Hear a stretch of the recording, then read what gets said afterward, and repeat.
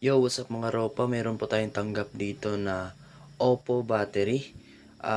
Galing po ito sa Kotek natin. Wala po siyang short killer or power DC supply. Kaya gusto niya daw ipa-revive. So, ang plano natin ngayon ay i-revive natin ito. So, ito yung set ko sa tester, naka DC. And then, yan, yung makikita nyo, no? Okay, DC nasa 20. So, ngayon i-test natin para makita natin kung ano yung reading niya. Okay. Positive at negative dapat hindi magkabaliktad. Ayan. Ayan, makikita nyo 0.71 yung reading. So, ibig sabihin drain na drain po ito. Ang normal po kasi na reading ay nasa 3.00 plus. Ganon. Yun po ang normal reading ng battery. Okay. Yan, klarong-klaro. Dapat hindi magkabaliktad para makikita natin at masusukat natin ng tama-tama. So ngayon ito yung strong power supply ko na short killer. Ito yung gagamitin natin pang revive. So open na natin.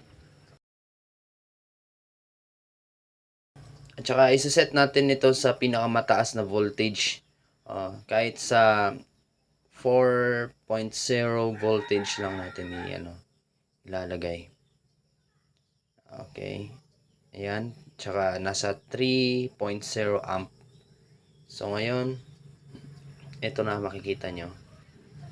Kunin natin to itong test rod. Tsaka isasaksak natin to.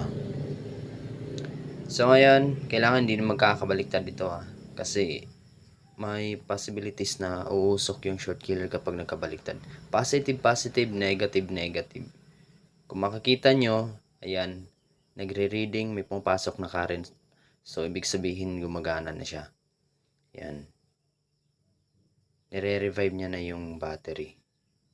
Ayan, makikita nyo yung klarong-klaro. So, test natin sa tester ulit kung may reading na ba. Okay. Positive, positive. Tsaka negative, negative.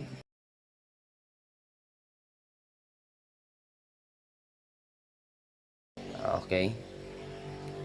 Ayun, makikita natin na may reading na po siya 2.25, 24.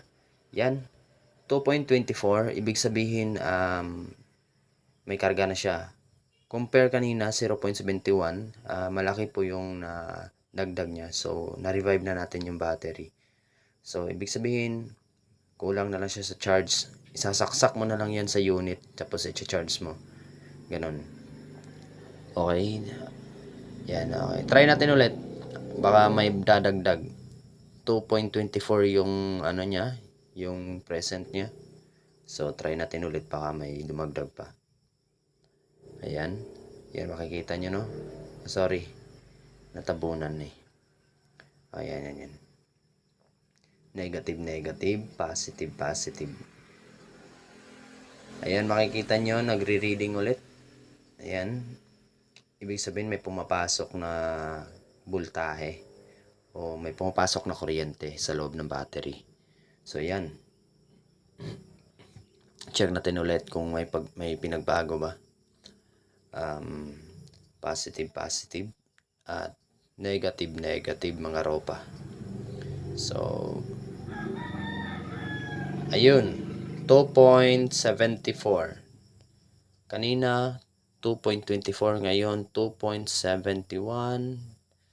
Okay, 70. Ibig sabihin, na-revive na natin. So, ngayon, it's time to pre-shock na natin. Ito yung ginagamit ko na pang pre-shock ng battery. Battery chip active panel. Effective dito. Malaking tulong to. Yan. Dito, sineset up ko na po ito. Yan. Okay, bubuksan ko na. Malaking tulong po itong battery chip active panel. Kasi kapag hindi nakasaksak sa unit yung battery, pwede mo siya i-manual na i-charge. Makakarga mo siya. Talaga hindi siya madidrain. So ngayon ito na. Sasaksak na natin. Okay. Tapos hanapin lang natin yung port ng battery. Kung saan siya nabilong. So, dapat tama yung port na sasaksak nyo. Hindi nyo siya papersahin kasi masisira yung mga terminal ng battery. Okay, yan. At saka dito, nagtaka ako bakit ayaw niya mag-charge. Tapos, yun, ilang beses ko siyang kinapa. At napag-isipan ko na i-check yung niya, BMS niya. At may natuklasan ako. At ito yung natuklasan ko sa kanya. Wala siyang battery fuse. Yan. Wala siyang battery fuse. Talaga natawa ako dito. Kaya pala ayaw mag-charge. So, papaubaya ko na lang to sa kanya. Siya na lang yung ipapabypass ko dito. Siya na lang yung mag-charge na lang ng battery. So, yan. Test natin ulit. Kung may pinagbago ba. Kasi kapag na-revive mo na yung battery tapos hindi mo siya charge, hindi mo siya na-charge ng matagalan, madidrain ba? Madidrain ulit yan. Yan, makikita nyo, 2.47. So, dahan-dahan na siyang bumababa. So, ibig sabihin, okay na to, revive na to. So, yun lang po. At sana nakatulong ng video na to. See ya!